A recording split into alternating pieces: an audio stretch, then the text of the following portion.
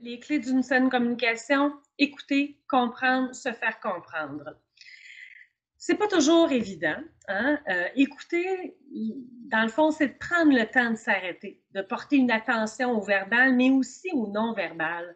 Des fois, on va regarder quelqu'un parler, puis c'est comme si on sent que le message ou les mots que la personne utilise, ça correspond pas à son non-verbal, hein? On peut dire oui, oui, mais finalement, ça fait oui, oui. Oui, oui veut dire peut-être je suis pas sûre.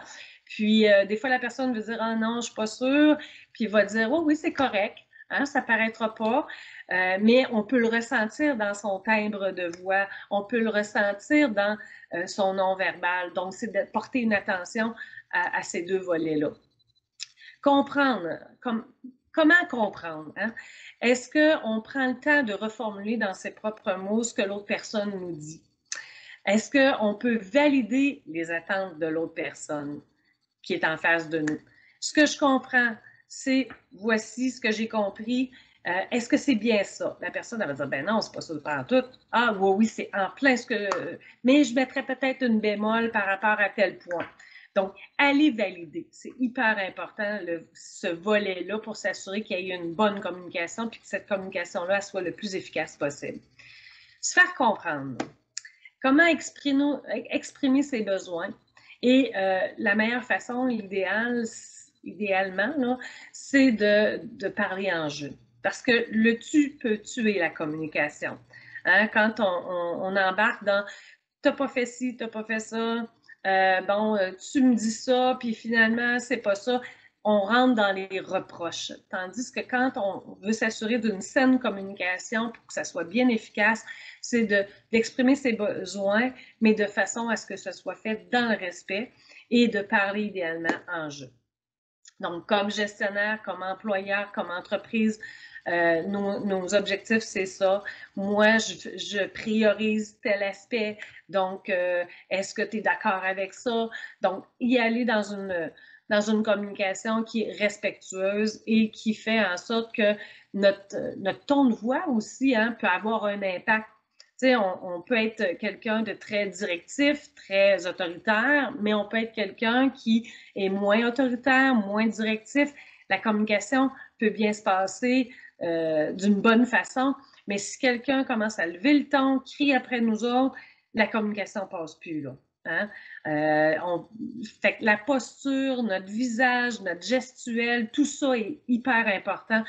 On dit qu'il y a à peu près 80% de notre non-verbal qui va passer en premier lieu par rapport aux 20% de mots qu'on veut utiliser.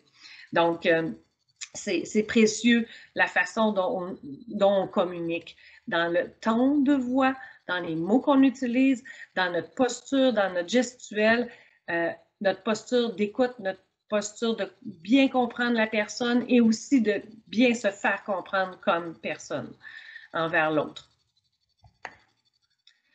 Donc, lorsqu'on parle d'une fois de retour, continuer à communiquer, c'est pas toujours évident.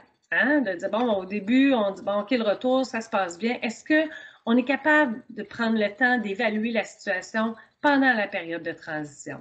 D'essayer d'évaluer comment ça se passe pour nos équipes. Comment les employés vivent cette réintégration-là, mais la période de transition. Donc, les 3-4 premières semaines, je vous dirais qu'elles sont très, très importantes, mais les autres aussi.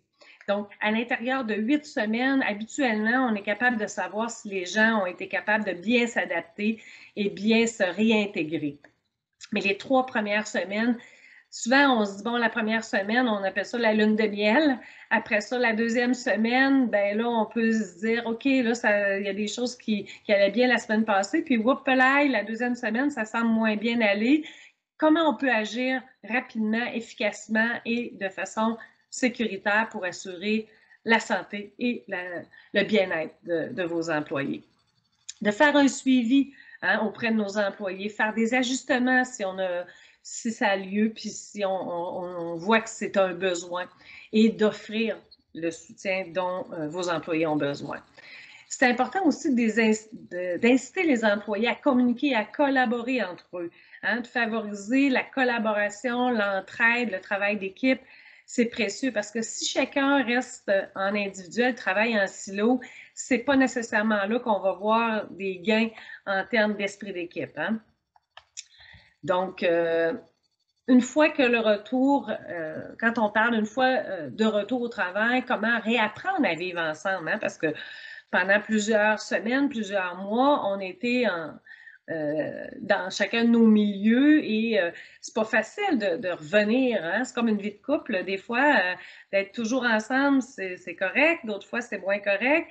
Une vie familiale, ça fait partie des enjeux quotidiens. Ça se peut qu'il y ait des conflits, ça se peut qu'il y ait des divergences d'opinion. Donc, d'accepter que chacun est différent, hein, d'accepter les différences des individus. Donc, il y a certaines personnes qui vont être super contentes de revenir, puis d'autres qui auraient aimé attendre, hein, qui n'étaient pas prêts nécessairement à revenir au travail.